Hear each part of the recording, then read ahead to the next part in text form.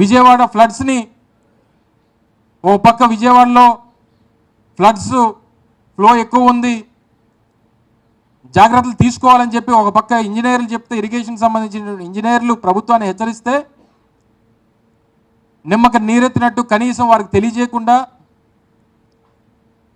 పూర్తిగా జగన్మోహన్ రెడ్డి గారు చెప్పినట్టు మొన్న విజయవాడలో జరిగినటువంటి విధ్వంసానికి అది ప్రకృతి వైపరీత్యం కాదు, ఈ ప్రభుత్వం చేసినటువంటి కార్యక్రమం అని చెప్పి అనేక సందర్భాలు చెప్తే అక్కడ గొడవలు జరుగుతూ ఉంటే దాన్ని డైవర్ట్ చేయాలి. ఇప్పటికీ పరిహారం అందక నిన్న మొన్న మీరు చూశారు, విజయవాడ కలెక్టరేట్ దగ్గర పెద్ద ఎత్తున బాధితులందరూ కూడా వెళ్ళి ధర్నా కార్యక్రమాలు చేస్తున్నటువంటి సందర్భాలు మీరు చూశారు. మన విశాఖపట్నంలో ఉన్నటువంటి స్టీల్ ప్లాంట్ ప్రైవేటైజేషన్కి సంబంధించినటువంటి ఉద్యమం జరుగుతూ ఉంటే దాన్ని ఏ రకంగా డైవర్ట్ చేయాలి, దాని నుంచి ప్రజల్ని తాలూకా ఇది ఎలా డైవర్ట్ చేయాలనేటువంటి దాని మీద వీరి ఆలోచనలు.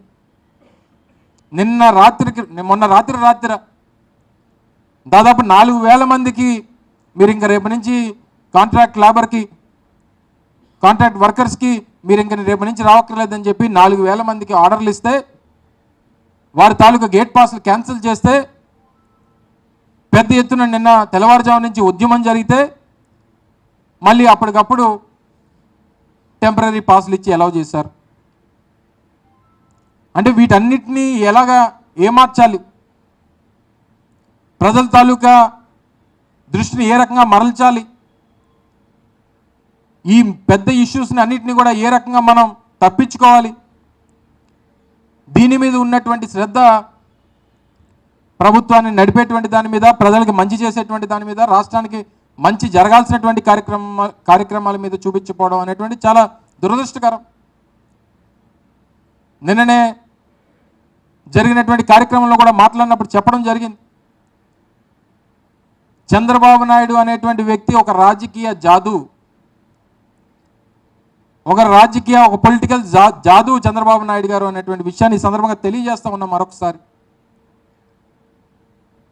ఉన్నది లేనట్టుగా, లేనిది ఉన్నట్టుగా సృష్టించి ప్రజల తాలూకా దృష్టిని మరల్చాలి, ప్రజలు ఏదైతే కోరుకుంటున్నారో, ఏదైతే కావాలని చెప్పి కోరుకుంటున్నారో దాని నుంచి ఏ రకంగా ప్రజల తాలూకా దృష్టిని మరల్చాలన్నటువంటి దాంట్లో చాలా ఆరితేరినటువంటి వ్యక్తి చంద్రబాబు నాయుడు గారు. ఈరోజు ఉద్యమం జరుగుతూ ఉంది, స్టీల్ ప్లాంట్కి సంబంధించినటువంటి ప్రైవేటైజేషన్ ఇష్యూ మీద, కాంట్రాక్ట్ కార్మికుల్ని తీసేశారనేటువంటి దాని మీద ఉద్యమం జరుగుతూ ఉంది. పర్మనెంట్ ఎంప్లాయీస్కి సంబంధించి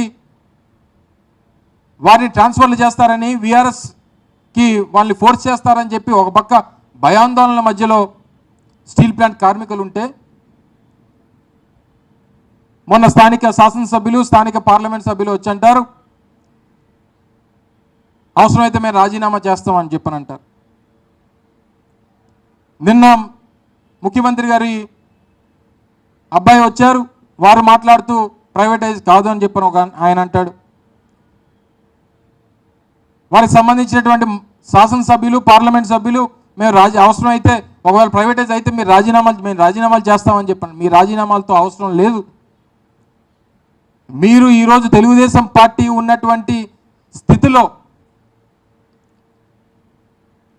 ఈరోజు విశాఖపట్నం స్టీల్ ప్లాంట్ ప్రైవేటైజ్ కాకుండా కాపాడాలంటే ఉన్నది ఒకటే ఒక మార్గం. ఈరోజు కేంద్రంలో ఉన్నటువంటి ఎన్డీఏ ప్రభుత్వం, ప్రధానమంత్రి నరేంద్ర మోడీ గారు, కేంద్ర ప్రభుత్వం ఈరోజు కేవలం రాష్ట్రంలో ఉన్నటువంటి తెలుగుదేశం పార్టీ ఇచ్చినటువంటి మద్దతు మీదే నిలబడి ఉంది.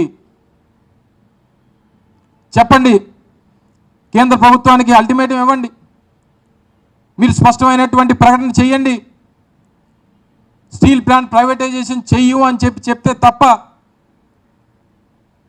మేము ఊరుకోమని చెప్పి ఒక అల్టిమేటం ఇవ్వమనండి.